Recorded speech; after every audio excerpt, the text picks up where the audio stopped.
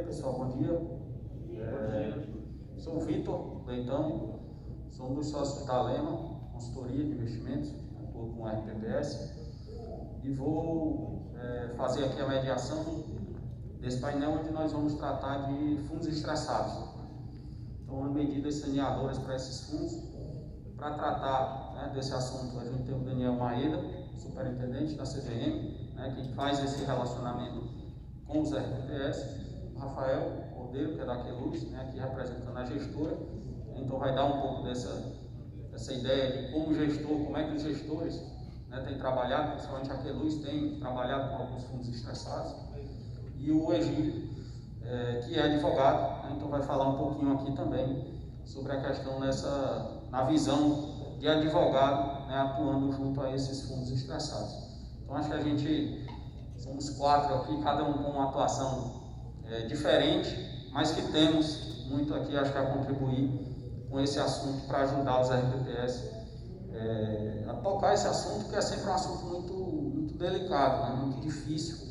Até estava conversando um pouco antes também ali com a Egílio, que o comum, que a gente vê hoje muito nos RPPS, quem está na gestão atualmente, em geral, herdou esses fundos. Então, poucos são os que aplicaram e estão até hoje. A maioria herdou. E aí, obviamente, fica numa situação ainda mais difícil, porque você não sabe muito bem como tratar isso, já que não foi você que aplicou, você não sabe como foi o processo, você não conhece as pessoas da época, geralmente gestores, administradores, até porque muitos já não existem mais.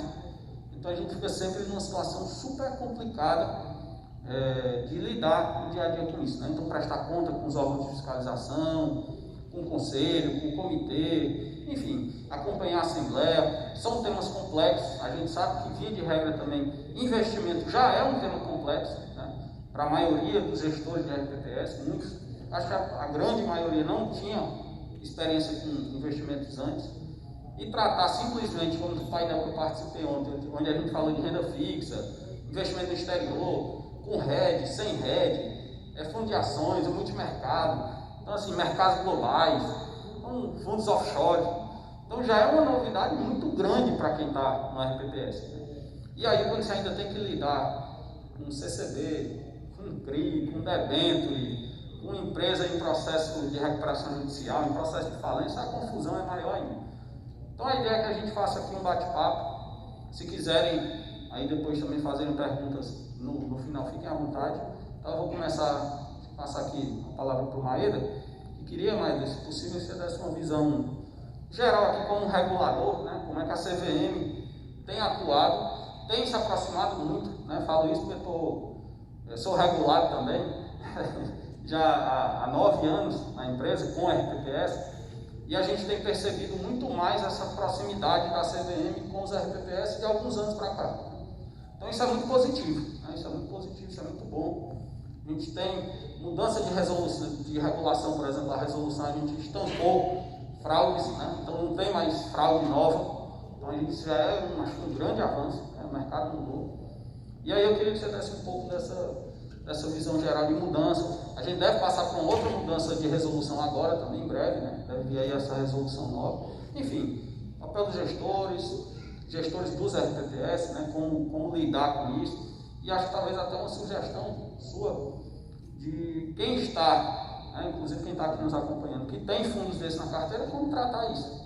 Então, fala um pouquinho aqui para a gente, Maria, por favor.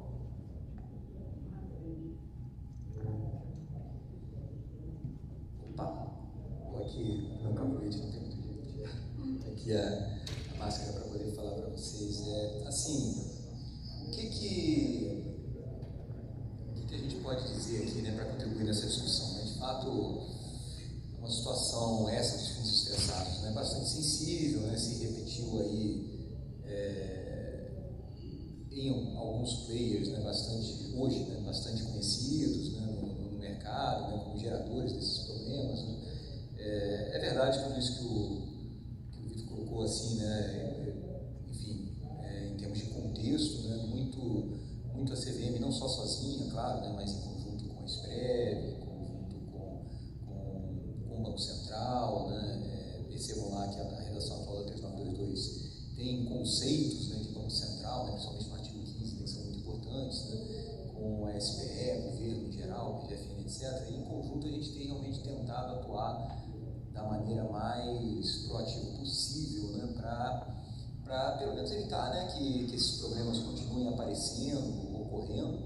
E o diagnóstico que eu tenho realmente é bem parecido com esse que foi levantado mesmo, né, pelo menos, enfim, o surgimento de casos novos deles tem minguado bastante, né. Hoje a gente convive com uma escala completamente diferente disso, em relação ao que a gente via alguns anos atrás, até 2018, né, que foi quando a norma foi alterada. E naturalmente assim, né, também, e aí acho que talvez a CVM aí já tem um papel mais sólido mesmo, né, tentar fazer com que os problemas de estoque, né, os problemas que já estão aí, eles caminhem, né, para um deslinde, caminhem para uma solução a menos dolorosa possível. Né? Alguma dor vai gerar, sem sombra de dúvidas, né, para evitar essa dor realmente só não entrando, né, e, enfim, os RHs já estão lá, né, esses regimes já estão lá, né, investidos nesses produtos, não tem muito jeito, alguma dor vai haver, mas pelo menos com a menor dor possível. Né?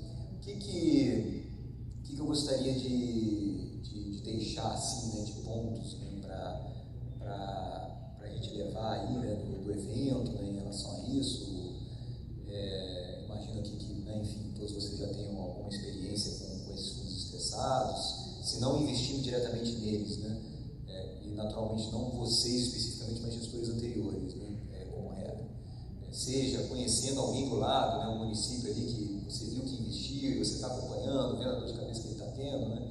Enfim, o que a gente pode trazer aqui para vocês em relação a isso? Primeiro, naturalmente, assim, essa brincadeira, né, mas com um assunto bastante sério, mas enfim, o fato do fundo ser estressado não pode te fazer se estressar, né, a um ponto de perder a cabeça. Né? O que eu estou querendo dizer com isso? Né?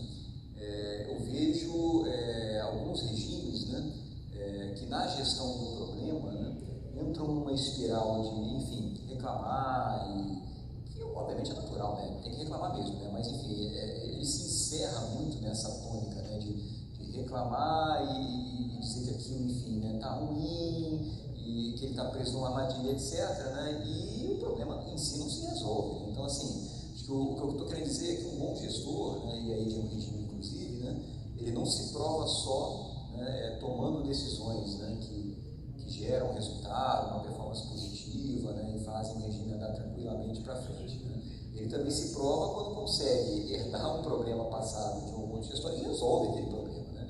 Aliás, ele é até mais valorizado nessa hora, né, quando ele consegue desatar um nó tremendo, né, que caiu no colo dele, né, e aí ele mostra isso para os seus, como o Fábio falou lá, essa palavra meio pomposa, né, os seus stakeholders, né, no caso, seus beneficiários, seus assistidos, o gestor, né, daquele ente federativo, o prefeito, o governador, fala: olha, lembra aquele problema tremendo que tinha no meu regime, aquele investimento, super dor de cabeça, saía na imprensa, envolvia a operação da polícia, resolvido. Isso realmente, para um gestor de regime, assim, é uma marca no currículo incrível. Né?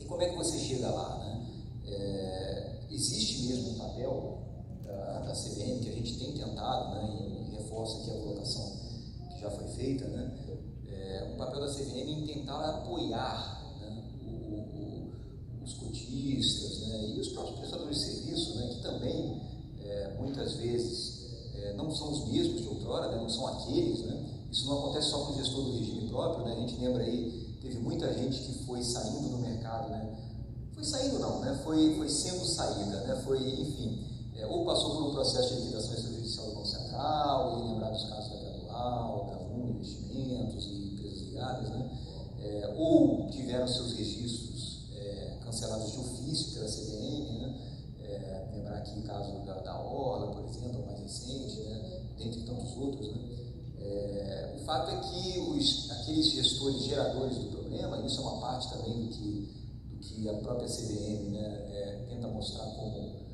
uma tentativa de resolver, né, tirar essa gente do mercado, né, naturalmente. Enfim, né, esses gestores que geraram os problemas não são mais os mesmos. Né? Agora, quem está lá também é alguém que herdou esse problema, né, assumiu a administração e gestão do fundo e, enfim, está lá de alguma forma tentando resolver o problema junto com vocês. Né? Então, até esses prestadores de serviço, particularmente, obviamente que a CVM também está ali para esclarecer, né, mostrar os caminhos, o que pode, o que não pode, como se lê a regulação da CVM para resolver esse tipo de problema. E aí uma mensagem até que eu passo conceitual aqui, realmente fundos em processo de liquidação, que é a situação geral de todos esses fundos, né, eles estão tentando encontrar uma saída para a liquidação, são fundos realmente que convivem com uma situação muito especial, muito particular, né, muito única. E, obviamente, em função disso, né, exigem uma leitura, inclusive da parte do regulador, igualmente muito particular, muito única, né, muito específica. Né. E assim a gente tem sido, né, no nosso histórico aí de orientações para quem nos procura, né, e é uma sugestão realmente que eu faço, olha, quem nos procure, né, da forma mais organizada possível. Né. Eu me lembro aqui agora, coisa de um mês atrás, né, envolvendo ali um FIP, né, que também está tentando encontrar esse caminho de liquidação, né, eu consegui fazer uma reunião com, não, um mês atrás não, tem mais tempo, tem uns 2 meses e meio, 3 meses atrás. Eu cheguei a fazer uma reunião com um grupo de RPPS, era uma coisa assim que eu imaginava que fosse impensável, né, mas acho que ali ao redor não vou dizer da mesa, né, mas ao redor da plataforma, né, foi uma reunião online, né, isso é uma coisa que a pandemia nos permitiu aí. Eu conversei aproximadamente ali com 8 RPPS de 5 estados diferentes, né, da federação. Né? Então foi bem interessante, assim, para além do assunto em si, né, ver como essas coisas são viáveis. Né? Enfim, eles se organizaram, representavam mais de 80% das cotas daquele fundo, né, das cotas de RPPS, né, daquele fundo. E, enfim, se encontraram comigo e apresentaram as agruras, lá, os problemas. Olha, o gestor aqui está trazendo esses planos de liquidação, essas alternativas, né? E a gente aqui tem essa preocupação, né? Como é que a CVM encararia este plano aqui ou aquele plano lá, né? E se a CVM tem algum problema em alguma dessas alternativas, né? Se ela propõe uma alternativa, né? Ou se ela enxerga alguma forma, né, de mitigar os problemas que ela enxergaria caso o plano fosse implementado, né? Uma conversa muito produtiva. A gente caminhou bastante para frente. Claro que não são situações triviais mesmo, não são situações simples. Muitas vezes envolve, inclusive, um juízo, né, por parte do gestor do regime, de reconhecer uma perda, o que eu sei que é uma coisa particularmente bem difícil, né, principalmente dadas assim as responsabilidades fiduciárias que vocês têm, né, de evitar ao máximo, né, essas perdas, de tentar, enfim, correr atrás do prejuízo, como se fala no popular, né. Então, às vezes, você sentar na mesa ali e chegar e falar, puxa, reconhecer, e falar, caramba, não vou conseguir recuperar esse 100% aqui, vou ter que, ou eu recupero, sei lá, 30%, 40%, ou vou ficar sem nada. Muitas vezes você chega um pouco nessa situação de impasse, né? E é uma reflexão que tem que ser feita mesmo, gente. Muitas vezes, mais uma vez, para você chegar lá na solução do problema, você vai ter mesmo que reconhecer que, olha, e com esse conforto, tá? A perda não foi gerada por você, né? Porque você está reconhecendo essa perda que ela foi gerada por você. Na verdade, foi gerada lá atrás, né? Quando a fraude aconteceu, quando o investimento temerário, né, ocorreu, né? E, no fundo, você só está vendo aquilo se materializar ali, né? Mas, na visão da CVM, com certeza, da Sprev também, porque a gente interage muito, eu posso dizer, a gente tem essa visibilidade, né, de que, ainda que você reconheça esse prejuízo agora, é um reconhecimento do prejuízo que aconteceu há muito tempo atrás. Tá? E aí até faço esse gancho lá com o que foi dito no primeiro painel, né, na plenária. O que vai te ajudar muito nesse momento é justamente você manter tudo isso documentado, né? Vai deixar muito claro para qualquer um que leia aquilo ali, o que aconteceu e justamente onde estava a origem do prejuízo, né?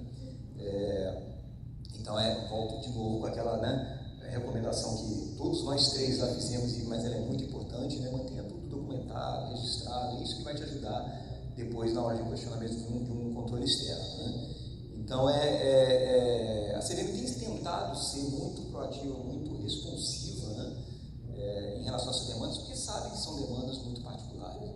E é até curioso, né, a gente tem percebido ao longo do tempo que em muitas questões trazidas, né, o diagnóstico que a gente faz é que assim, existia muita má interpretação da regra, da regulação da CVM. Né?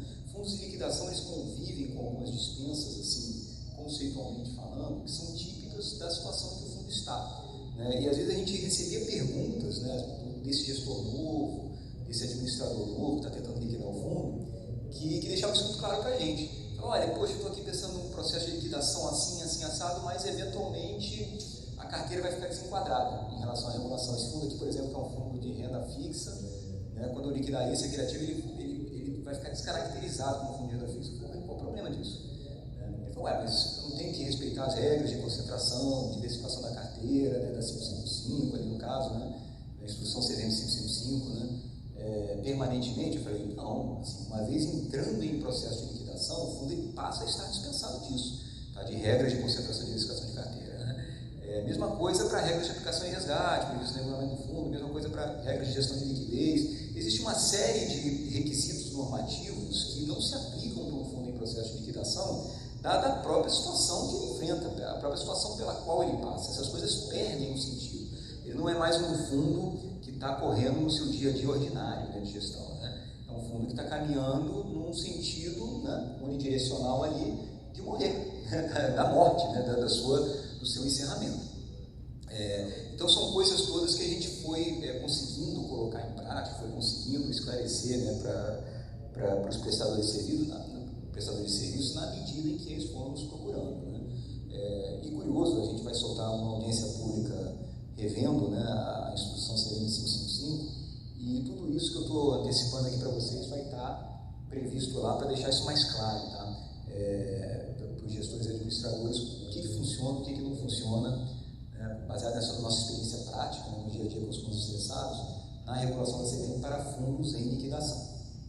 Mas o fato é que realmente a liberdade é muito maior, justamente porque o caminho que o fundo segue é um caminho muito, né, muito limitado, específico em escopo, né, que é esse caminho de enfim, né, ser encerrado. Né? Mas como é que a gente conseguiu chegar nesse ponto? Né? Como é que a gente conseguiu ser tão ali, né, participativo, né, nos esclarecimentos para os gestores, administradores e, enfim, também cotistas? Né? Obviamente porque fomos procurados. Né? Então isso é uma postura assim, que eu tenho realmente incentivado bastante, né, como o Vitor já levantou aqui, né, que nos procurem. Né? De novo, né, da forma mais organizada possível. Né? Às vezes vem aquele cotista ali muito pequeno, minoritário no fundo, sozinho, e a gente não consegue nem saber se os outros cotistas estão alinhados com aquilo, né? Dificulta, sem sombra de dúvida. A gente vai dar uma orientação, vai dar uma resposta, mas quanto mais organizada for essa abordagem, melhor, né? Quanto mais representativa for, melhor também. Mas a gente não vai se furtar, de forma nenhuma, não tem se furtado a esclarecer, a orientar, a mostrar os caminhos, né? Para que se chegue nessa solução. Né? Afinal de contas, esse também é o nosso objetivo. A gente tem visto nascer um segmento, né, de gestores, né, de fundos estressados, bastante relevante. Né? E, no fundo, assim, a gente vê isso com bons olhos. Tá? Eu acho que esse nicho, né, de gestores de produtos estressados, colocar de forma mais ampla, né, é um nicho muito desenvolvido até em outras jurisdições, né, bem mais do que no Brasil. Né? Então, isso em si é até saudável que aconteça. Eu acho que, ainda que seja em função das piores circunstâncias, né, em função de problemas que a gente nem deveria estar vendo acontecer, mas enfim, o fato é que emergir esse segmento, né, de gestores especializados em lidar com isso é bom, né, acho que é saudável, né, sempre haverá, né, esperamos que na frente menos, né, em termos de quantidade, mas sempre haverá esse tipo de situação, né, do fundo que não dá certo, enfim, que tem que partir para renegociações, para inovações, para acordos, etc, etc, né? Mas é bom, né, saber que, assim, na perspectiva do investidor, né, de quem está aplicando os produtos, né, é bom saber que existe, né, também para os casos que dão errado, que não performam como planejado. Né, não estou falando de fraudes, claro, né, estou falando aqui, né, da situação realmente, como falaram lá no primeiro painel, da perda, não do prejuízo. Né? Saber que existe alguém ali, que existe um rol de prestadores de serviço que pode ajudar nisso, né, especificamente. Né? E aí você pensar nesse prestador de serviço para esse tipo de situação. Isso em si é saudável. Eu acho que é talvez uma das lições não, um dos efeitos colaterais ou consequências positivas, né, que se tira disso tudo, apesar de a situação em si ser um problema mesmo. Né? Mas enfim, seria que eu gostaria aqui, né, de colocar inicialmente e com muita ênfase nessa mensagem central, né, de que a CVM está aberta, sim, né, a ouvir, a estudar junto, né, a situação desses fundos, né. Acho que hoje a gente já conhece todos eles, enfim, de uma forma ou de outra, né, seja até mesmo em função de investigações que a gente acaba abrindo lá, né. São situações que a gente já está muito a par, mas não caminhem sem a CVM, né. Eu entendo, obviamente, essa preocupação, né, que o prestador de serviço tem, puxa vida, né? Eu vou abrir aqui toda a situação para a CVM e pode ser que lá na frente eu acabe sendo até responsabilizado por uma questão ou outra, né? Ele tem, obviamente, essa trava, né, natural, né, para isso, né? Mas, de novo,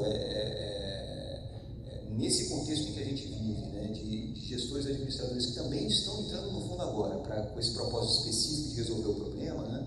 Eu acho que quanto antes você fizer isso, mais você, inclusive, ajuda a evidenciar que você não faz parte do problema, né?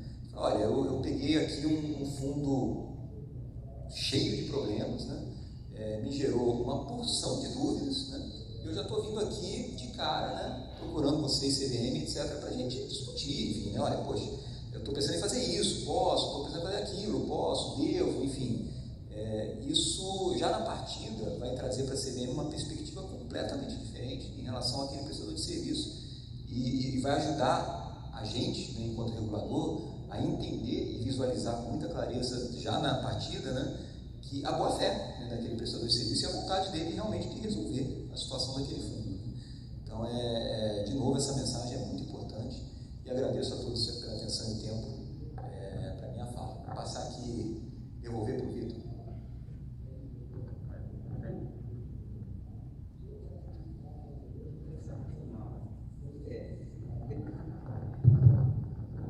A gente tem que se acostumar com esse protocolo, né? Mas, bom, acho que foi bom aqui, mas acho que pelo menos esse primeiro momento aqui, para a gente ter essa visão geral de regulador, né? Acho que o Maeda falou uma coisa que é interessante, que a gente tenta sempre passar isso para os cotistas, os que são RPPS, que é isso de buscar CVM, né? Então, assim, está com dúvida, às vezes não sabe o que fazer, fica quebrando cabeça, tentando adivinhar o que pode acontecer com fazer, e esquece que tem um lado regulador aqui que está para proteger, né? O objetivo no final é isso. Então, interessante. A gente viu ao longo desse tempo, né, dos últimos anos aí, uma mudança muito grande de gestores realmente, né? Algumas gestoras que simplesmente mudam de nome, que não resolve o problema, mas a gente tem tido, acho que eu diria que de uns 2, 3 anos para cá, acho que uma grata surpresa de gestores que estão muito diligentes, né? Realmente tentando buscar resolver, fazendo esse trabalho muito não pode-se dizer que em parceria, mas com proximidade maior com a CVM, né? De conversar mais, de estar mais próximo, de prestar conta, e a CVM acompanhar isso mais de perto. E a gente tem visto isso, inclusive, em alguns fundos, já que a Luiz tem trabalhado, né? Tem acompanhado isso com alguns clientes nossos que são cotistas. Acho que isso tem um papel muito bom, muito positivo para o segmento, que é um segmento que tem um passado muito ruim, né? Um passado muito negativo. Mas como a gente acha que cada dia novo, a gente vai deixando mais longe o dia velho, né? Então a gente vai melhorando de fato. A questão das fraudes meio que já foram estancadas aí, então a gente está trabalhando muito com problemas mais antigos, inclusive com a dificuldade de alguns fundos, inclusive encontrar gestor, né? Também conversava isso com a Gília ali antes, do que a gente tem visto aí uma leva muito grande de fundos que estão sendo liquidados atualmente, de RPPS, vários desses, inclusive, por não conseguirem encontrar gestores e administradores dispostos a encarar aquele problema que já se arrasta há muito tempo. Então, eu queria ouvir um pouquinho do Rafael aqui, essa visão como gestor, né? Como é que vocês têm atuado, como é que tem sido essa relação com a RPPS, com os prestadores, né? Consultoria, CVM, os próprios cotistas, enfim, como é que o gestor pode, inclusive, ajudar mais a solucionar esses problemas que a gente sabe que não são fáceis, mas que tem que ser encarado, né? Rafael, por favor.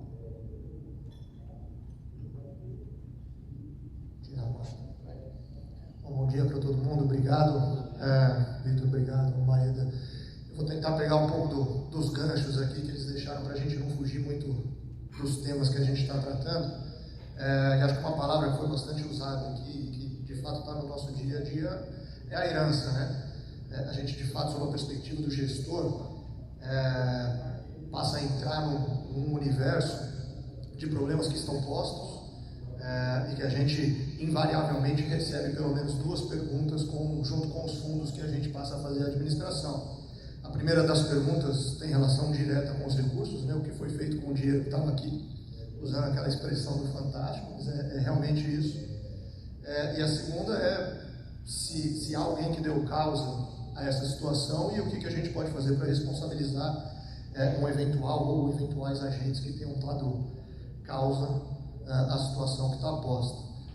De fato, e aqui vale fazer a ressalva que desde que a gente assumiu, a gente vem tentado entrar em contato com a CVM, às vezes na pessoa do Maeda, às vezes outras pessoas que estão atuando direto, e de fato a gente sente uma postura bastante colaborativa e esclarecedora, porque existe essa preocupação, a gente está entrando num universo cheio de situações que fogem do ordinário e que existe uma preocupação para além desse marco formal de a gestão foi alterada no dia tal, porque houve uma comunicação, de fato de demonstrar se existe uma conduta que pode ser atribuída ao novo gestor, apesar de não ter, pelo menos no primeiro momento, contribuído para ocasionar esse tipo de problema. Então, sob a perspectiva da gestão, a gente já entra num primeiro pilar que me parece bastante necessário e que não existia nas gestões anteriores, que é a parte da transparência. Existe a necessidade de uma comunicação direta, ágil e bastante clara entre o novo gestor e os titulares dos recursos, né, os investidores, que demandam que a gente explique a situação dos ativos. Então, o primeiro passo que a gente adota quando a gente assume a gestão de um fundo estressado é produzir o que a gente chama de diagnóstico, também usando uma palavra que o Maeda se utilizou, é produzir um diagnóstico da real situação dos ativos do fundo. A gente normalmente leva aí entre 90 dias para poder sentar à mesa com todos os cotistas novamente e trazer detalhes de todos os ativos que encontram os investidos dentro dessa carteira. Eu falo isso porque é importante a gente, quando assume a gestão, sair um pouquinho dessa sensação de que simplesmente houve um problema de fraude ou qualquer situação que seja, e trazer a real situação dos ativos, né? No que foi investido, qual era a lógica, qual é o racional por trás desse investimento.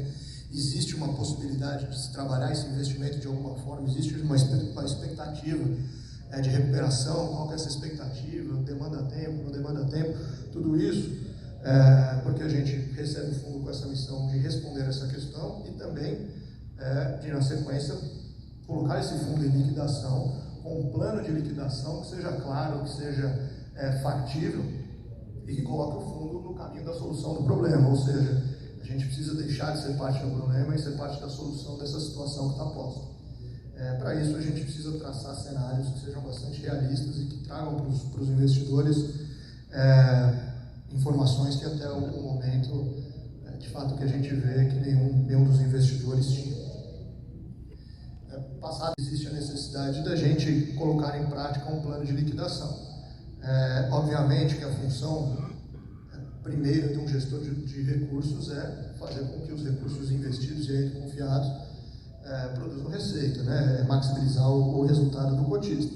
Nesse tipo de situação, a gente não está falando novamente de uma gestão comum, de uma gestão usual. A gente precisa trazer eventos que signifiquem, pelo menos, minimizar a perda. É importante e é uma dificuldade que a gente tem, e aí, mais uma vez, muito bem colocado pelo Maeda, os gestores que estão na outra ponta, que também não são aqueles que deram causa ao problema da parte dos RPPS, têm, por questões internas, seja por questões regulatórias ou qualquer outro evento, tem bastante dificuldade em reconhecer e, de fato, aceitar que aquele recurso eventualmente não vai retornar ou vai retornar em uma parcela muito menor. E parte do nosso papel é demonstrar o porquê que isso não pode ser atingido ou se isso vai ser atingido, quais são as etapas que a gente precisa percorrer para chegar até lá. Porque, eventualmente, algo que parece ali que tá destinado a não performar depende de uma reestruturação, de um empurrão, e aí faz parte da da nossa visão enquanto gestores, de ter uma equipe multidisciplinar dentro de casa, de ter uma equipe que enxerga um pouquinho além o caminho mais fácil de você simplesmente judicializar a questão ou trazer essa questão para um outro foro que foge um pouquinho do espectro de gestão, e é de buscar uma solução que passe também pela reestruturação de um ativo, por se aproximar daquele devedor que está do outro lado e que eventualmente não é parte, mas se colocou numa situação, pegou recursos com uma taxa fora de mercado, mas o ativo existe, o ativo pode ser performado, o ativo pode ser trabalhado de forma que a gente consiga flexibilizar de um lado ou reestruturar do outro e trazer o retorno de volta para o cotista. E aí são ativos que pareciam destinados a não entregar ou a serem judicializados, e a gente consegue identificar caminhos. Então esse também, no nosso modo de ver, é papel do gestor, que assume, porque não adianta a gente assumir com a simples perspectiva de entregar responsabilidades. A gente precisa também olhar para a entrega do resultado, para a entrega de uma gestão, efetivamente. Passando por esse ponto, a gente, obviamente, não dispensa percorrer responsabilidades, né? Então, antigos gestores que hoje em dia já não estão mais dentro, ou antigos administradores, prestadores de serviço, faz parte da nossa função também apontar racional daquela operação, se a gente identifica saída de recursos que não guardam aí uma conformidade com a atividade de fundo, ou ativos que foram estruturados de forma não usuária, cascas que não apresentam nenhum tipo de substância por trás delas, também faz parte da nossa função apresentar isso. De qualquer forma, o gestor não tem, e não é a nossa visão, a gente não tem poder de polícia, a gente não tem poder de regulação. Cabe ao gestor ser dirigente, ser proativo no sentido de trabalhar de novo em conjunto com os órgãos de regulação, em dar transparência aos cotistas e, obviamente, se houver um caminho judicial a ser seguido, também é parte da diligência do gestor apresentar, deliberar e seguir adiante, pesando também se traz algum tipo de benefício ou é simplesmente uma resposta. É importante também otimizar o recurso dos cotistas nesse momento. Os recursos são raros, eventualmente é uma ação que vai se mostrar no final do dia estéril, então a gente também precisa saber balancear esse tipo de situação.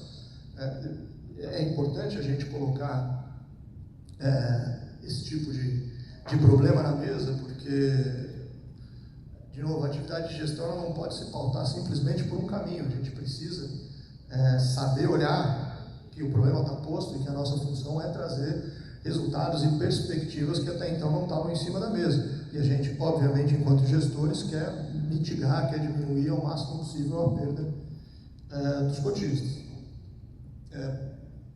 Eu acho que da parte da gestão, era basicamente isso que a gente tinha para dizer.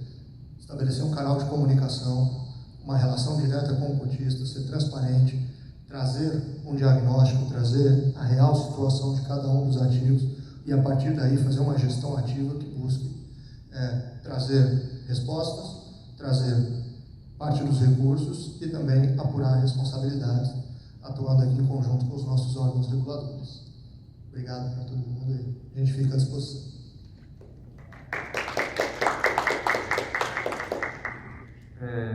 Obrigado, Rafael. Vou passar aqui para o Egílio Sena, que é advogado, e tem uma atuação com alguns RPTS, já alguns casos diferentes aí, de problemas diferentes que ele tem atuado.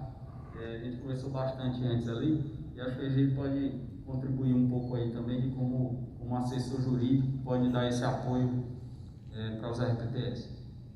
Egílio, acho que tem uma apresentação sua, né? Tem uma apresentação aí. A fundos estressados. Fundos estressados de apresentação. Já a máscara aqui, porque eles dizem que não embaça o óculos, a gente compra e diz, não embaça o óculos, ele embaça completamente sem enxergar nada. Bom, acharam aí a apresentação?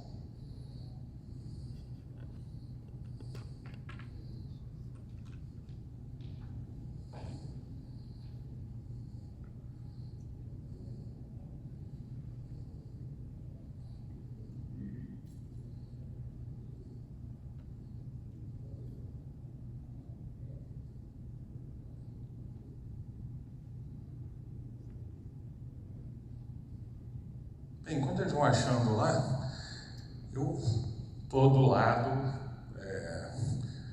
vou dizer contrário, mas eu estou do outro lado da mesa deles aqui. Eu sou o cara chato.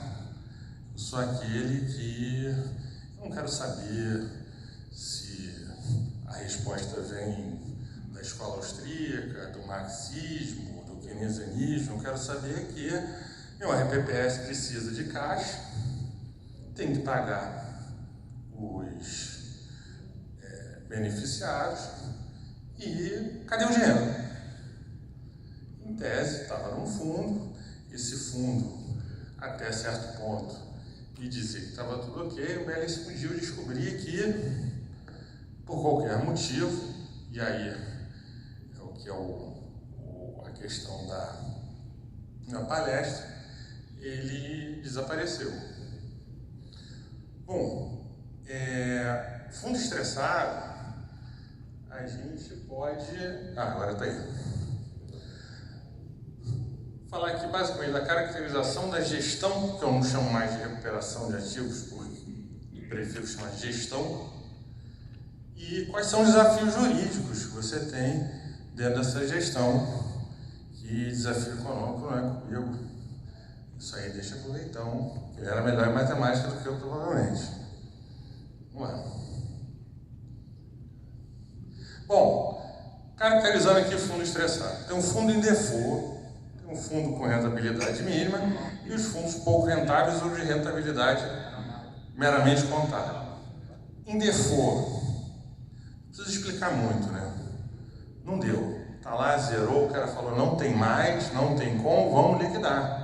Os ativos não têm liquidez, os ativos do fundo não tem, estão todos em default, os investimentos deles ou não performaram, ou a empresa que estava investida faliu, ou o fundo que ele investia, tinha cotas, ele foi liquidado, ou seja, pior situação possível, essa aqui é o caos absoluto.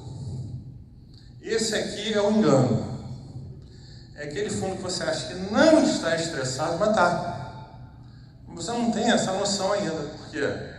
Porque os ativos, eles não têm liquidez imediata, mas eles, em tese, existem. Eu tenho lá uma CCB de uma empresa que faliu, só que ela tem garantia real. Então, não tem liquidez imediata, mas o ativo existe. É o ativo duvidoso, porque eu não sei se na realização daquele ativo, apesar de eu ter preferência por ele ser dentro do direito cambiário, a garantia, até a preferência na liquidação daquele ativo, eu não sei se eu vou conseguir receber o que me propuseram. E eu tenho o que engana todo mundo, várias vezes até a mim. É aquele fundo que ele é rentável sem liquidez. Ou seja, investir lá numa CCI, fato real. CCI de uma termoelétrica, essa CCI é de um terreno, que essa termoelétrica iria ser instalada, sendo que a termoelétrica perdeu a autorização da Anatel para ser instalada e o terreno nunca foi doado a ela. Ela, na verdade, tinha uma promessa lá de um prefeito e emitiu, o fundo comprou essas CCIs e está lá rendendo, porque estava num período ainda de carência, está lá rendendo.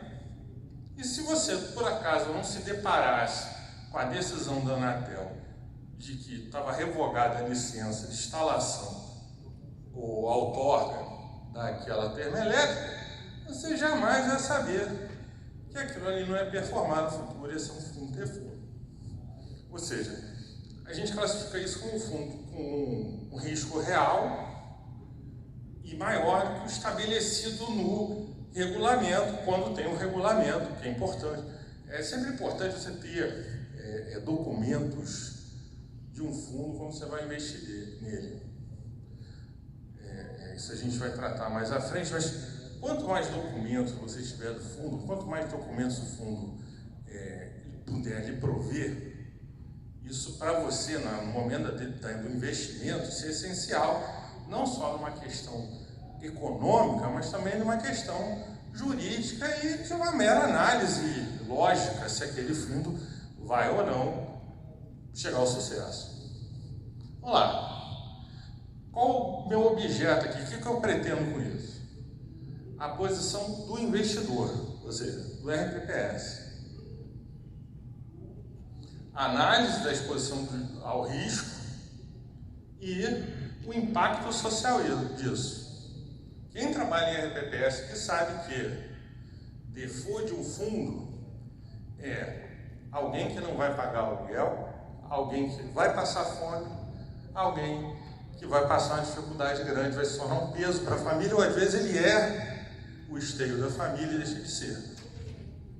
Então, esse é um assunto que não só tem um interesse administrativo, jurídico, mas tem um impacto social gigantesco dentro da sociedade. Bom, como é que eu caracterizaria e fazer auditoria jurídica? E aí vai ter algumas auditorias jurídicas, vamos chamar de due diligence, aí vai ficar mais caro. É a mesma coisa. Normalmente, mas due diligence normalmente ele bota aí uns zeros a mais no preço da cobrança, que fica mais bonito, você acha alguma coisa diferente, é a mera auditoria jurídica. Primeira coisa, Estatuto do Fundo. Esse é o seu documento principal. Essa é a sua Constituição. Está lá, o Estatuto do Fundo. Você tem que saber ele de cabo a rabo. O que o fundo te propunha? Qual era a exposição do risco a esse fundo? Qual eram os ativos que ele poderia vir a investir? Isso é que é importante. Segundo, uma política de investimento. Corre de fundo que não tem política de investimento.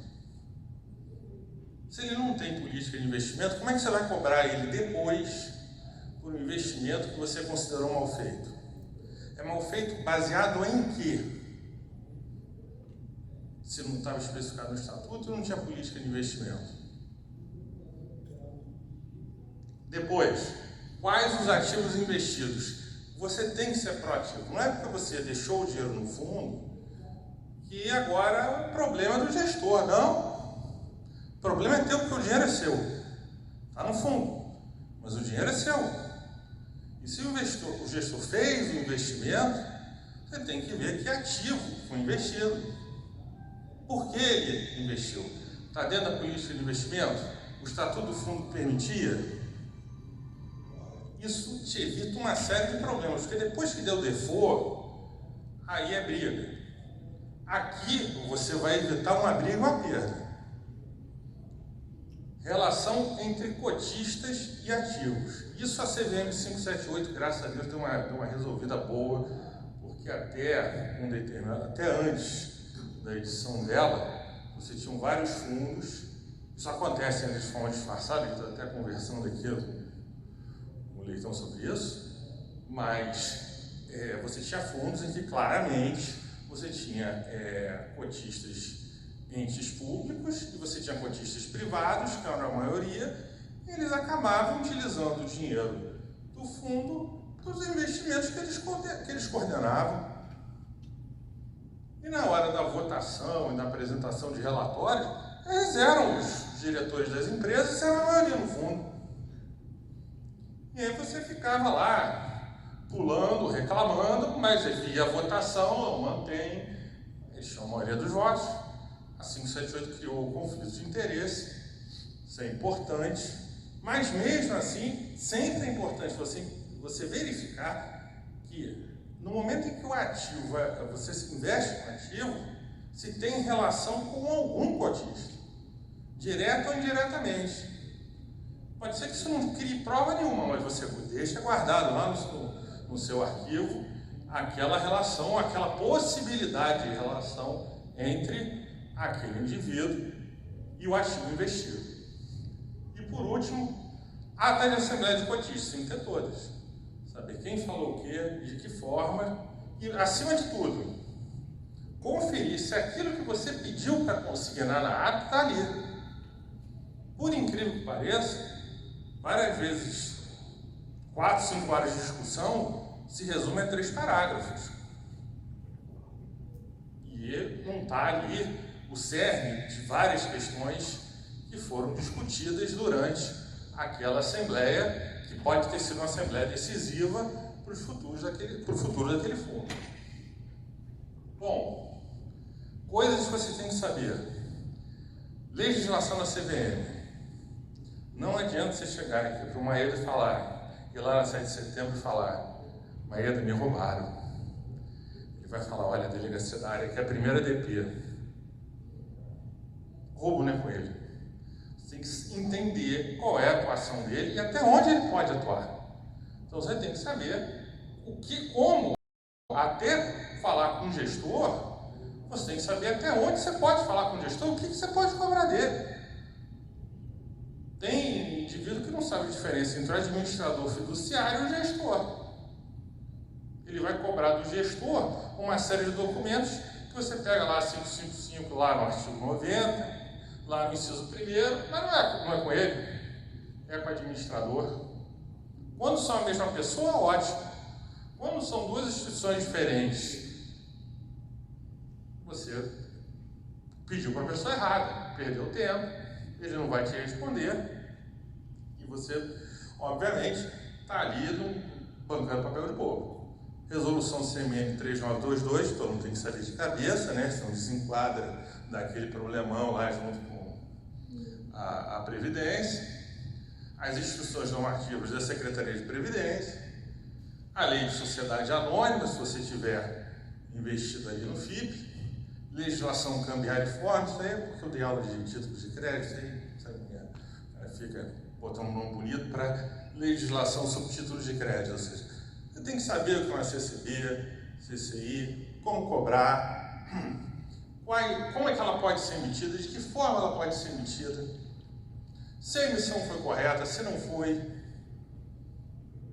Porque hoje a renda fixa privada provavelmente vai ser o caminho que você tem para tentar ganhar alguma coisa além da Selic. E por último, o Código Civil, que é a hora que a gente vai responsabilizar quem fez errado. Bom, o que você pretende aqui na recuperação, como eu chamo, gestão de ativos? Recuperar o investimento, o possível. Bem falou nosso amigo aqui, nem sempre é possível, olha, também o Maeda nem sempre é possível. Aí vem a parte 2, porque para você 30% é interessante, mas não resolve o seu problema.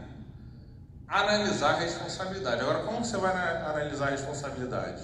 Você vai voltar lá na auditoria e você vai ter que ter esses documentos aqui para analisar a responsabilidade de quem foi. Imagina que a Luz acabou de assumir o fundo. O fundo deu default, uma série de irregularidades, eu vou processar que a Luz. O cara acabou de receber o fundo. Qual é a responsabilidade dele? Nenhuma. Eu tenho que saber quem fez o investimento, quem fez o que, de errado a que ponto. Agora eu só posso saber se eu tiver os documentos, porque senão, novamente, eu vou ser encaminhado para a primeira DP. E criar ferramentas de controle. O que são ferramentas de controle? São rotinas de trabalho. Ou seja, não deixe o fundo sozinho. Não é porque o fundo te entrega todo dia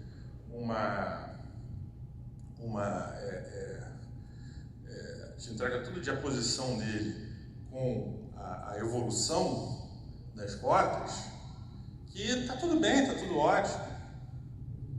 Essa evolução pode ser uma evolução meramente contábil. Já houve caso real também da gente receber um e-mail, digo eu e algumas pessoas, uns até presentes aqui, dizendo, olha, ignore o último mês de evolução contábil, que foi apenas para constar na CVM, porque estávamos sem nós estávamos sem o serviço de custódia, não tínhamos como fazer eu li esse e-mail, eu recebi isso. Então, você imagina. Você tem que ter rotina, você tem que estar lá, você tem que ver. Performou? Por que performou? Você bota lá, olha, se subir mais de 3 ou descer ou for menos de 3, eu vou analisar alguma coisa aqui, porque tem alguma coisa errada. Rendeu mais de 3, esse cara é muito bom. Foi menos de 3, tem alguma coisa errada aqui. Bom, continuando. Vou fazer a recuperação em si. Gestão junto ao fundo. Vou procurar o administrador, vou pedir para ele a documentação. Vou procurar o gestor, vou pedir a documentação. Vou comparar com o que eu tenho. Vou ver o que, se ele me entregou, é o que eu tenho. Se batem as documentações. Também outro caso verídico. Eu tenho a situação no fundo em que eu tenho documentação. Que quando eu fui pedir para o fundo me entregou uma documentação diferente que ele tinha me entregue previamente. Isso é uma coisa interessante. E aí? Gestão junto aos órgãos de controle, novamente, você tem que saber falar com os órgãos de controle. Você vai falar com a CVM, você vai falar com a CVM baseado nas resoluções da CVM. Vai falar, olha, houve ofensa à resolução tal aqui, em razão deste documento. Porque senão, nem a CVM vai entender o que você quer e você não vai conseguir absolutamente nada. E uma gestão judicial. E essa gestão judicial, obviamente, ela depende de prova e tem que ser direcionada a quem compete. Não adianta chegar, como eu já vi também, você ter a famosa ação, exercício de fogo chinês, que eles chamam. Nos Estados Unidos eles têm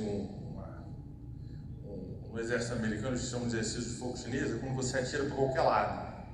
Ou seja, os chineses tinham, na Guerra da Coreia, eles atacavam em onda. Então eles atiravam para qualquer lado, não tinha problema, se pegar, pegou. E aí você entra com uma ação com todos os gestores e administradores que já pertenceram ao fundo.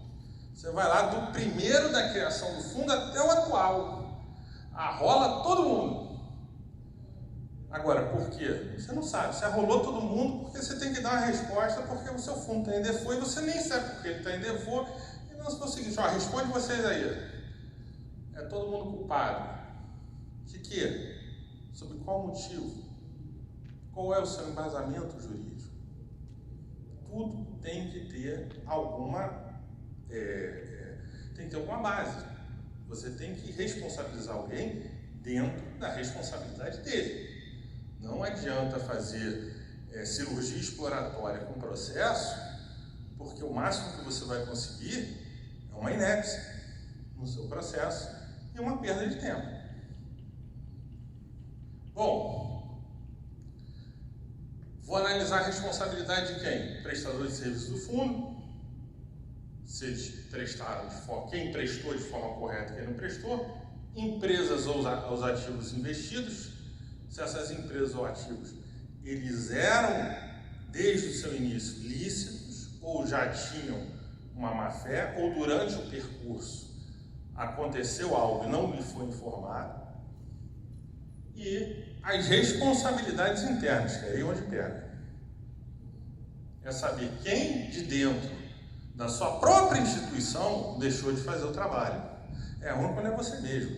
Agora, isso normalmente tem se visto muito, heranças, né? Agora então que eles têm época de eleição, acontece uma má prática de nem todas as prefeituras, de fazer a limpeza geral de caixa. Ela pega o dinheiro e fala, toma, e vai e investe em qualquer lugar, ou em qualquer fundo, às vezes até por motivos escusos, mas aí já é uma história mais longa, mas você tem que saber internamente, que às vezes a responsabilidade, o problema não está no prestador de serviço, não está no ativo, mas está em quem investiu. Ele já investiu no errado, já investiu de forma que ele sabia que ele não poderia. Ele tinha que ter liquidez, pegou o dinheiro todo e botou num fundo que previa o resgate em 10 anos. E aí? Vou culpar quem? Bom, você tem que então criar ferramentas de controle, ter clareza nas responsabilidades, Quem vai tomar conta do quê? Veio a lâmina do fundo. Quem é que vai ler a lâmina e vai anotar aquela lâmina daquele fundo, alguma anormalidade que tiver? Você tem que ter algum responsável. Não adianta assim, todo mundo é responsável por tudo. Ninguém é responsável por nada. Então você tem que ter. Se você não tem pessoal para ter um departamento, que acontece muito, então tem que se fazer uma divisão, mas tem que haver um controle, você tem que ter alguém que seja a pessoa de controle ali. Documentar todos os atos e decisões. Isso Maeda falou muito bem aqui. Você tem que ter todos os atos documentados, todas as decisões internas, tudo o que você fizer, todos os e-mails que você passar, todas as atas de reuniões, tudo tem que ter um histórico. Você tem que, no seu trabalho, poder rever lá, há 2 anos atrás, qual era o seu pensamento sobre aquele artigo que não performou agora. O que te disseram sobre aquele artigo que não performou agora. Você tem que ter isso. Porque isso não só vai te salvar, como também vai te dar instrumentos para depois tentar recuperar alguma coisa. Vou dizer, opa, me enganaram. E se tiver caixa para isso, se puder, contratar um consultor externo. E aí o consultor externo vai depender do que você está precisando. Às vezes você precisa de um auditor contábil, às vezes você precisa de alguém na área de economia, às vezes o seu jurídico está bem, mas não tem expertise para a área de mercado de capitais. Você tem que avaliar ali dentro do material humano que você tem no RPPS, que é quem mais entende do RPPS, é quem está aqui no seu material humano que você conta, o que você precisa para potencializar a atuação dele. E não chegar com alguém ali, contratei um consultor porque me falaram que o cara é bom, mas o que ele vai fazer? Tudo tem que ter um objetivo documentado dentro de uma lógica de administração desse RPPS. E aí são os desafios que nós temos hoje, não só os RPPS, os consultores, os gestores, todos. Tem a multiplicidade de esferas legisferantes, ou seja, a CVM tem mania de toda hora lançar uma resolução nova por ano. Aí você tem que reaprender tudo, né? Valia, agora não vale mais. Graças a Deus ela dá um prazo para entrar em vigor. Mas aí o CMN resolve mudar. Agora você estava lá com aquela sua carteira imobiliária boa, agora você não pode ter mais aquele montante, tem que se desfazer. Só que, ela não podia, o fundo está fechado, você não pode se desfazer. Maravilha. A concentração em renda fixa aqui está se mostrando em razão da 3922. A baixa remuneração da Selic. Antes, eu não sei por que se investir em fundo, porque se você podia comprar título do Tesouro Nacional com a Selic, aquele valor, era mais fácil e direto. Até porque tem um amigo meu que disse que se fundo fosse bom, ele se chamava toco e não fundo, né? E essa baixa remuneração da Selic, você vai ser jogado para o quê? Para o crédito privado. Porque hoje, o que é baseado em crédito público, ele vai manter, pelo menos até esse momento, uma remuneração baixa. E por último, os conflitos de interesse que você talvez venha a enfrentar dentro do seu próprio RPPS ou dentro do fundo que você investiu. Bom, meu contato aí, se alguém quiser a apresentação, usar também, ou tiver qualquer outra pergunta adicional. Obrigado.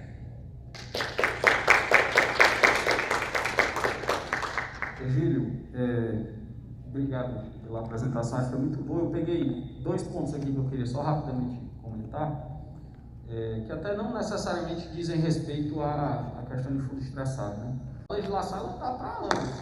Ela não está lá para falar só de estressado, ou só de líquido ou de ilíquido. Ela trata de uma forma geral. Então, a questão de arquivamento de todo o processo de tomada de decisão, de e-mails, de relatórios, de lâmina, de visita que alguém foi, enfim, tudo, sugestão, parecer que uma consultoria eventualmente teve, tudo isso precisa ser arquivado. E a definição de alçada também. Uma coisa que eu tenho visto que a secretaria ainda tem cobrado um pouco, mas que certamente ela vai passar a cobrar, para não acontecer o que o Egídio falou aqui, é todo mundo responsável por tudo. E aí na hora de um problema ninguém é responsável por nada. Então, quem é que vai até cada ponto? Né? É o comitê, os dirigentes, a consultoria, enfim. Isso é um ponto importante reforçar para vocês, para que tenham essa definição de alçada e tenham um arquivamento recorrente das decisões de investimento. E o outro ponto interessante foi do consultor externo, que a gente, em alguns casos, né, a gente como consultoria de investimento, até comentei isso também mais cedo com o Egídio, alguns clientes nossos, alguns fundos estressados chegam em um determinado momento, que inclusive aconteceu ontem, isso com a gente, de dizer para o cliente nosso, eu parei aqui, né? A partir daqui eu preciso de um advogado. E aí eu realmente fico numa situação complicada. O fundo teve uma assembleia ontem, o fundo foi liquidado, esse fundo investe, a carteira é composta por 2 outros fundos, obviamente o RPPS vai passar a ser cotista desses 2, mas ele deixa um passivo de R$400 mil de taxas, de taxa de administração não paga, o fundo já não tinha caixa, né?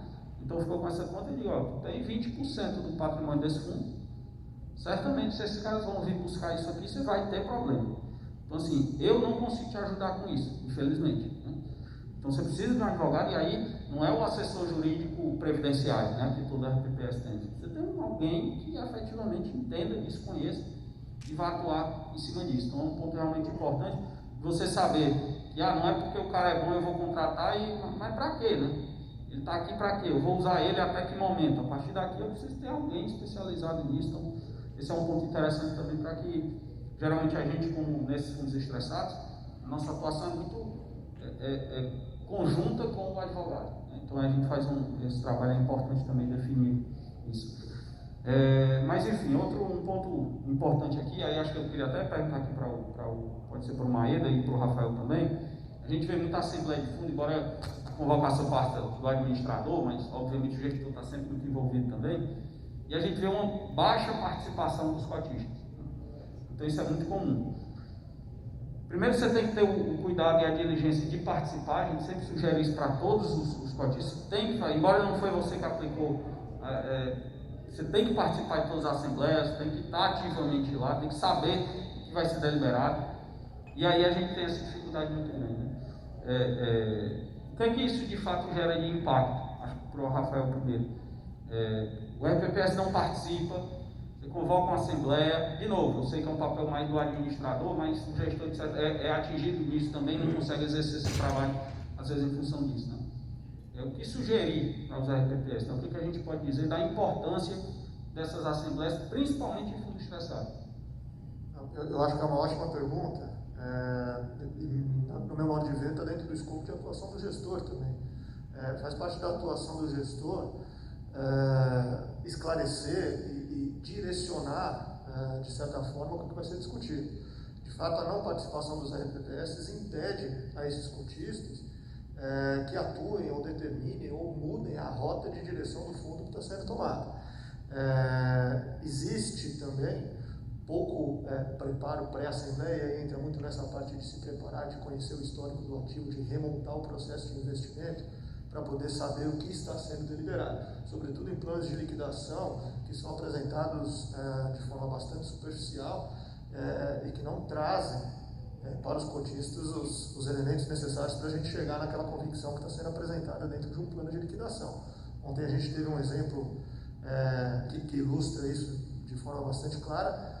Foi dentro de um dos fundos que a gente faz a gestão, foi apresentado o que eu na Assembleia brinquei que era uma modalidade de plano de liquidação em branco, porque é uma estratégia de liquidação em que existiam alguns quadros com números sem qualquer tipo de premissa que nos pudesse validar aquilo que estava sendo apresentado. E aí entra a participação dos cotistas, é essencial para que a gente não deixe esse tipo de deliberação ser empurrado literalmente goela abaixo dos participantes que não têm sozinhos poder de voto. Então é importante consignar em ata, verificar se a ata está consignada com todas aquelas deliberações. Então criar a consciência de que o teu voto, ainda que a participação seja pequena ou ainda que você seja a voz dissonante, É importante criar a consciência de que o dinheiro é seu, né, e a responsabilidade pelo rumo do ativo também é sua. Inclusive com relação à omissão, né? Porque às vezes ele não participa, não fui eu não sei se eu voto, se eu concordo, se eu aprovo, se eu não aprovo. Aí simplesmente se omite e eventualmente você vai ser cobrado por isso, justamente pela omissão depois. Não, sem dúvida. Lembrar bem aí, né, que responsabilidade administrativa, né, ela não se dá só por ação, ela se dá por omissão também, né? Aliás, no caso de exercício de deveres fiduciários e tal, é o que mais acontece, né? Na verdade, a gente acaba responsabilizando muito, no nosso caso aqui, o prestador de serviço, por omissões, né? Por não fazer aquilo que ele deveria ter feito, né?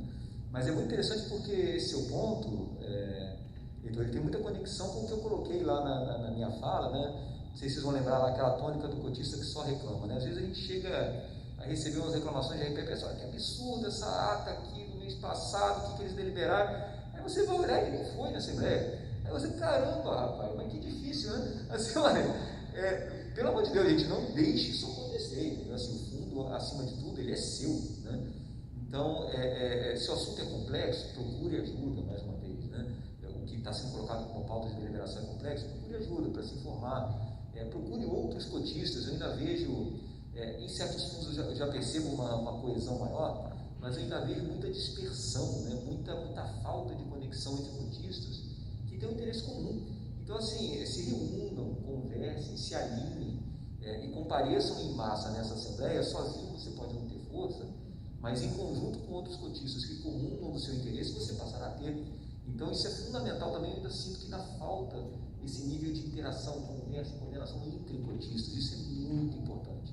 Lembrar também que situações de fundos estressados são situações, por premissa, né? Situações de cobertor curto, como a gente fala no popular, né? São situações com dívidas de 400 mil em aberto, com descasamentos de interesses, com gente brigando com gente, né? Eu quero meu dinheiro, o outro quer também.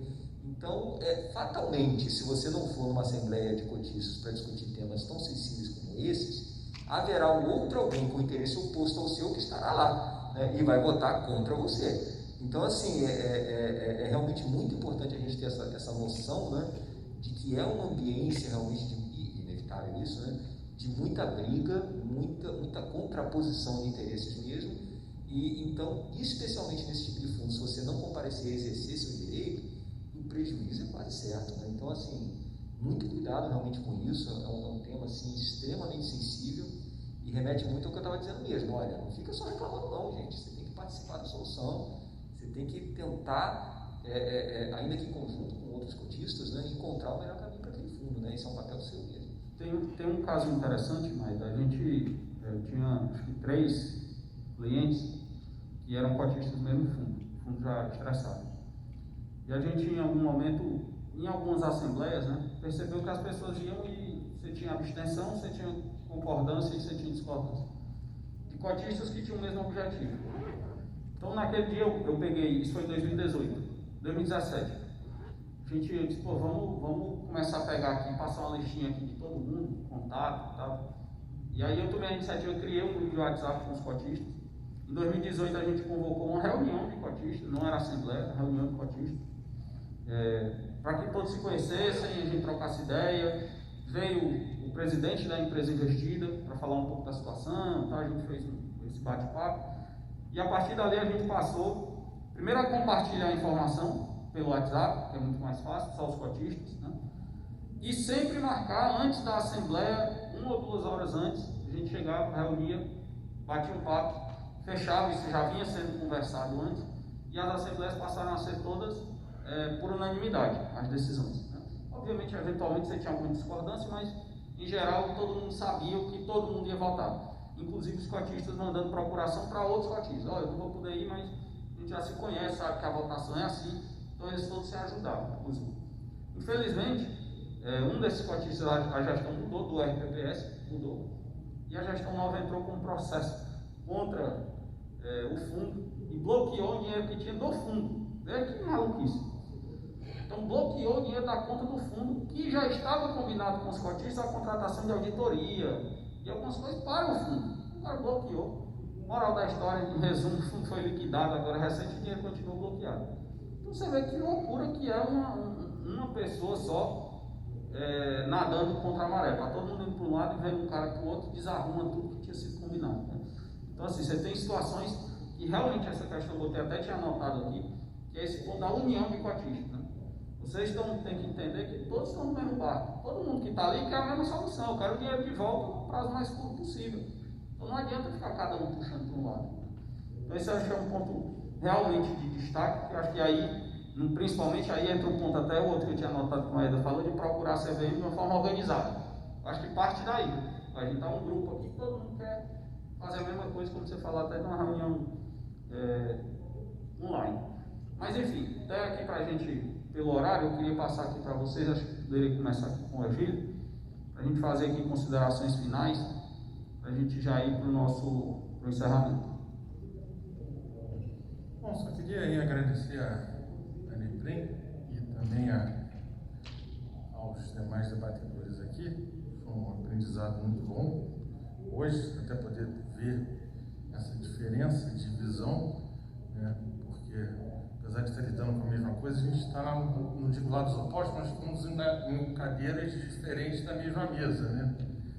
E eu acho que no momento que a gente conseguir organizar esse, vamos dizer, almoço aí, eu acho que todos vão poder ser bem servidos e os fundos vão ter menos problemas, além dos que vão acontecer normalmente, aí são fatos da vida, da economia, que é inevitável.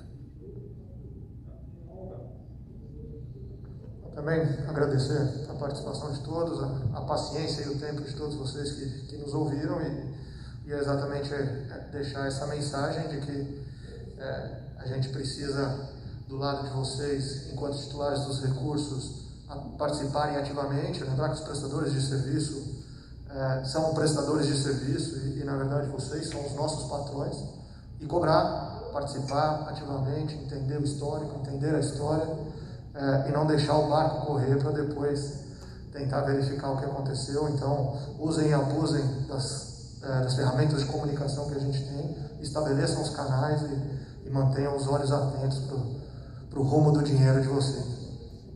Legal. Igualmente aqui, a gente agradecer o tempo de vocês, essa conversa foi muito produtiva. Se me permite aqui, Leitor, só fazer uns insights finais aqui, baseado em algumas coisas que eu vi, né? Essa sua questão, por exemplo, do fundo que foi liquidado, né, e os fundos investidos, né, por conferência passaram para os cotistas, né, e a cobrança dos R$400 mil, eu já vi esse tipo de situação. Acho que uma coisa interessante que se pode fazer aí nesse caso ainda que você tenha, né, algo a pagar, né, avaliar se realmente são 400 mil, tá? O que eu estou querendo dizer? Isso tem muita conexão com um ponto que o Egílio colocou. Às vezes o histórico da cota daquele fundo é falso, tá? Às vezes ele deveria ter, já desde muito tempo atrás, ter reprecificado algum investimento e não o fez. Dentre outros objetivos, um dos objetivos desse gestor aí, né, e administrador, ao não remarcar o preço da cota, é justamente manter o nível de remuneração dele. Então pode ser que ele não deva 400 mil, pode ser que ele deva 40, né, ou enfim, outra coisa, né, já seria um ganho tremendo aí para o cotista se ele conseguir caracterizar isso. E não raro, esses fundos costumam contar com demonstrações financeiras cheias de ressalvas dos auditores, incerteza do preço do ativo. Então é um bom ponto aí para se explorar e para discutir. Um outro insight que eu queria deixar, como sugestão, né? Um outro insight que eu queria deixar é em relação a uma coisa que foi falada lá na plenária e aqui eu senti que também foi discutida, né? Sabe, gente, aquela coisa do estabelecimento da política anual de investimentos, do RPPS, né? Naquela governança maior, né? Conselhos deliberativos, eu sinto que ainda é uma coisa muito pouco exercitada pelos regimes. Então, deixo essa reflexão para vocês. A grande maioria desses planos são cópias da resolução 3922. Isso está errado, tá, gente? Assim, não é porque a 3922, por exemplo, tá, permite que você invista, né, como a RPPS, X% em FIPs, que você necessariamente tem que investir. Né? Então, assim, faça uma reflexão muito séria, muito serena, né, no escopo do seu regime, do que você efetivamente tem capacidade de fazer. E assim, muito francamente, analisar um FIP é complexo pra caramba, não é uma coisa fácil, tá? Porque é um veículo que convive, como o Egílio também estressou, né, com situações de conflitos de interesse muito diversas, né? É um produto muito pouco líquido, né, difícil de você fiscalizar, Então, muito cuidado. Eventualmente você pode chegar à conclusão, não, peraí, a resolução 392 até permite, mas para a minha governança, para a minha estrutura, para a minha capacidade operacional, não dá. Então bota lá, política anual de investimentos e zero, não vou investir nisso aqui. Eu acho que esse tipo de governança é muito necessária e é lá atrás, lá no primeiro passo, quando você vai estabelecer essa política de investimentos, você vai determinar isso. Até onde eu tenho realmente capacidade aí, boa, né, de chegar. Acho que esse é um dos outros grandes aprendizados, né? Não à toa, os FIPs foram uma grande fonte de problemas para os RPPS, porque é isso. A grande maioria deles não tinha condição de filtrar o problema, né, de identificar os conflitos, etc., que são realmente conflitos sofisticados. Né? Então, é uma dica assim, que eu deixo assim, para vocês, né? Faça essa reflexão realmente muito a fundo, né, do que realmente você pode fazer e já reflitam isso na partida lá na sua política anual de investimentos. Tá bom? Mas é isso, gente. De novo, agradecer a vocês aí pelo tempo e estamos à disposição.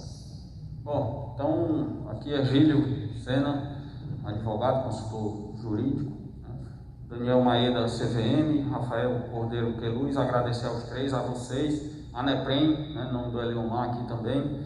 Então, pessoal, obrigado pelo tempo.